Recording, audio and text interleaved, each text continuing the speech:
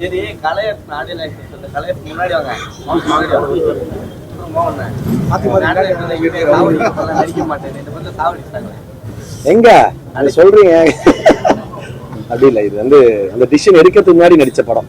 அதனால அப்படி கிடையாது. அதுல இதுக்கப்புறமா நடிக்கூடாதுன்னு கிடையாது. நம்ம ஒரு கதைக்கு என்ன தேவையோ அந்த இடம் அப்படி வரும்போது அந்த கதைக்கு அது ஜஸ்டிஃபை வந்து அது ரொம்ப நமக்கு ஒரு எமோஷனான ஒரு மொமெண்ட் கிரியேட் ஆகுது. கண்டிப்பா அந்த கேரக்டரோட ஒரு இழப்பு வந்து ஒரு பெரிய பாதிப்பை கொடுக்கும் அப்படின்னா பண்றதுல தப்பு இல்லைன்னு தான் நான் நினைக்கிறேன்.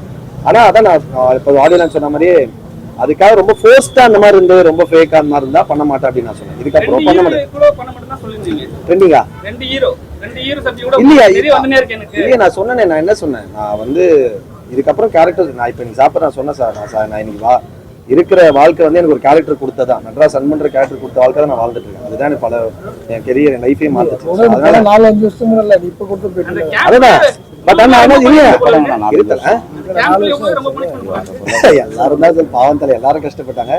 பட் இப்பயும் நான் என்ன சொல்றேன், கேரக்டர்ஸ் கண்டிப்பா ரொம்ப பயங்கரமா வந்து நிறைய கேரக்டர்ஸ் பண்ணாம ரொம்ப எக்ஸ்ட்ராடினரியா அப்படி இருக்குன்னா கண்டிப்பா பண்ணுவேன். அதெல்லாம் பிரச்சனை. கேரக்டர்ஸும் நெகட்டிவ்